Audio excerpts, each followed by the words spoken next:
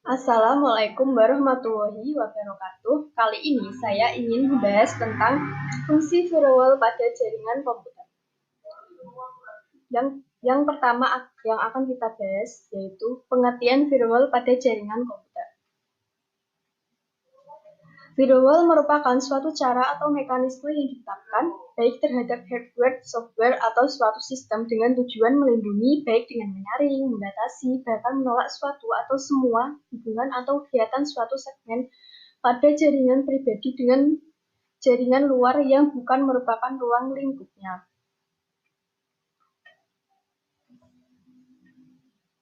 Ini adalah contoh gambar firewall pada jaringan komputer. Selanjutnya, arsitektur screen subnet. Arsitektur screen subnet menambah sebuah layar pengamanan tambahan pada arsitektur screen host, yaitu dengan menambah sebuah jaringan parameter yang lebih mengisolasi jaringan internet dari jaringan internet. Jadi, ini adalah contoh arsitektur screen subnet. Selanjutnya, teknologi firewall pada jaringan komputer. Yang pertama, service control atau kendali terhadap layanan.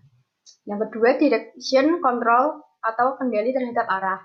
Yang ketiga, user control atau kendali terhadap pengguna. Yang terakhir, behavior control atau kendali terhadap perlakuan.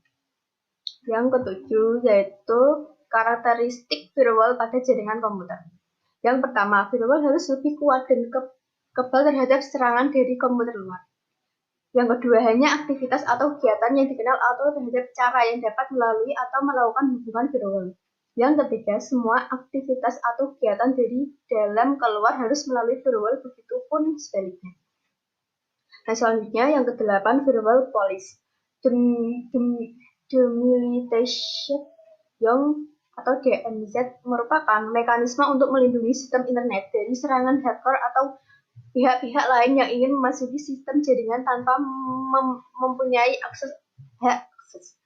Yang pertama, sebagai pos keamanan jaringan. Yang kedua, mencegah informasi berharga bocor tanpa sepengetahuan. Yang ketiga, mencatat aktivitas pengguna. Yang keempat, memodifikasi paket data yang datang. Yang kelima, mencegah memodifikasi data pihak lain. Ini adalah contoh dari firewall policy. Yang kesembilan, keuntungan dan kelemahan firewall pada jaringan komputer. Yang pertama, keuntungan. Keuntungannya adalah firewall merupakan fokus dari segala keputusan sekuritas. Yang kedua, firewall dapat menerapkan suatu kebijaksanaan sekuritas. Yang ketiga, firewall dapat mencatat segala aktivitas yang berkaitan dengan alamat data secara efisien. Yang keempat, firewall dapat digunakan untuk membatasi penggunaan sumber daya informasi. Dan selanjutnya, kelemahannya. Firewall tidak dapat melindungi network dari serangan koneksi yang tidak melaluinya. Yang kedua, firewall tidak dapat melindungi dari serangan dengan metode baru yang belum dikenal oleh firewall. Yang ketiga, firewall tidak dapat melindungi dari serangan virus. Yang ke-10, IP tape pada jaringan komputer. IP tape adalah tools atau alat yang digunakan pada sistem operasi Linux yang berfungsi sebagai alat untuk melakukan penyaringan atau filter terhadap lalu lintas atau trafik data dalam sebuah server. Yang ke-11 yaitu IP firewall pada jaringan komputer. Adapun format IP firewall yaitu sebagai berikut: CMD, role number, action, logging, selection, status. Yang ke-12, instruction direction system pada jaringan komputer. Di antaranya yaitu tipe dasar IDS. Selanjutnya jenis-jenis IDS. Yang pertama, Network Based Instruction Direction System. Yang kedua, Host Based Instruction Direction System. Selanjutnya, cara kerja IDS. Cara kerja IDS yang paling populer adalah menggunakan pendetection berbasis signature yang dilibatkan pencocokan lalu lintas jaringan dengan basis data yang berisi syarat-syarat serangan dan penyusupan sering dilakukan oleh penyerang. Selanjutnya, kelebihan dan kekurangan penggunaan IDS. Kelebihan: IDS dapat eksternal hacker dan serangan jaringan internet. IDS dapat menyesuaikan dengan mudah dalam menyediakan perlindungan untuk keseluruhan jaringan. IDS dapat dikelola secara terpusat. IDS menyediakan pertahanan pada bagian dalam. IDS menyediakan layar tambahan untuk melindungi. Kedua, kekurangannya yaitu lebih bereaksi pada jaringan daripada mencegahnya. Kedua, menghasilkan data yang besar dianalisis. Yang ketiga, rentan terhadap serangan yang rendah dan lambat. Yang keempat, tidak dapat menangani trafik jaringan yang transkripsi. Kelima, IDS hanya melindungi dari karakter signal. Fungsi firewall pada jaringan VoIP. Pertama, konsep firewall pada jaringan VoLP. Jaringan VoIP adalah jaringan yang menyediakan layanan multimedia, internet, aplikasi, dan memiliki struktur yang cukup rumit dibanding dengan jaringan komputer. Yang kedua, segmentasi jaringan. Segmentasi jaringan merupakan salah satu upaya mitigasi untuk mengurangi resiko terjadinya hacker. Selanjutnya, network segmentation.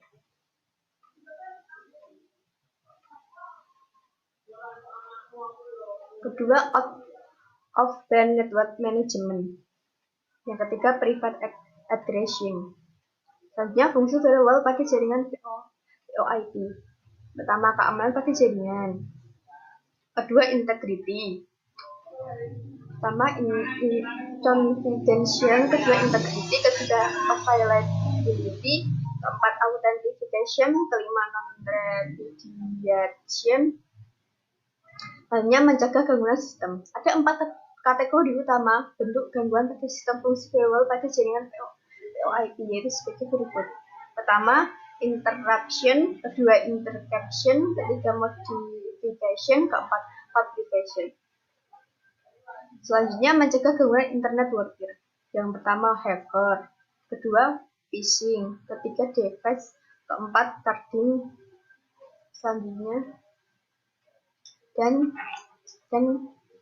sekian presentasi dari saya. Wassalamualaikum warahmatullahi wabarakatuh. Kedua, yaitu karakteristik dan fungsi firewall secara umum. Ada beberapa karakteristik firewall sebagai berikut. Yang pertama, semua jaringan komunikasi melewati firewall.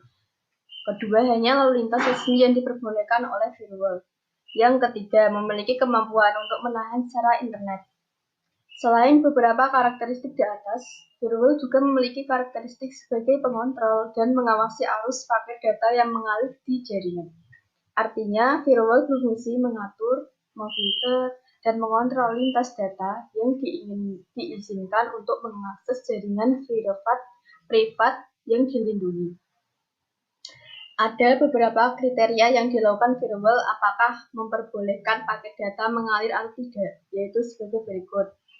Pertama, alamat IP dari komputer sumber.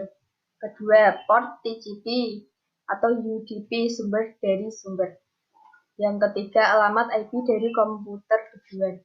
Yang keempat, port TCP atau UDP tujuan data pada komputer tujuan. Yang terakhir, informasi dari header yang disimpan dalam paket data. Selanjutnya, beberapa fungsi dari firewall sebagai berikut. Pertama, mengontrol dan mengawasi paket data yang ada di dalam jaringan.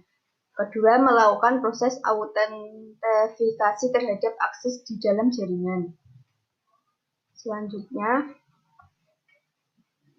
terakhir, melakukan recorder dan pencatatan dari setiap arus transaksi yang dilakukan pada satu sesi.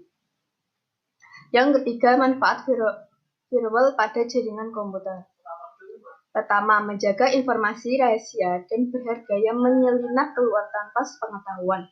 Kedua, sebagai filter juga digunakan untuk mencegah lalu lintas tertentu mengalir ke subnet jaringan. Ketiga, memodifikasi paket data yang datang di firewall. Dan terakhir, akurasi data. Selanjutnya, yang keempat, prinsip dan cara kerja firewall pada jaringan komputer. Yang pertama, paket filtering.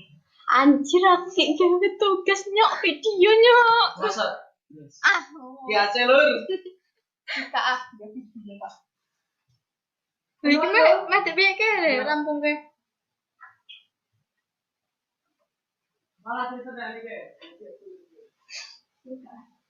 Gila nih nek.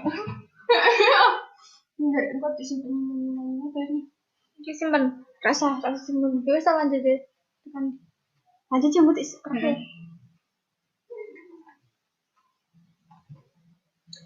Yang keempat, prinsip dan cara kerja firewall pada jaringan komputer. Yang pertama, paket filtering. Paket filtering merupakan cara kerja firewall dengan memonitor paket yang masuk dan keluar, mengizinkannya untuk lewat atau tertahan berdasarkan alamat internet protokol atau IP, protokol dan portnya. Paket filtering disebut juga firewall statis. Ini adalah contoh paket filtering pada firewall. Selanjutnya, inspeksi stateful.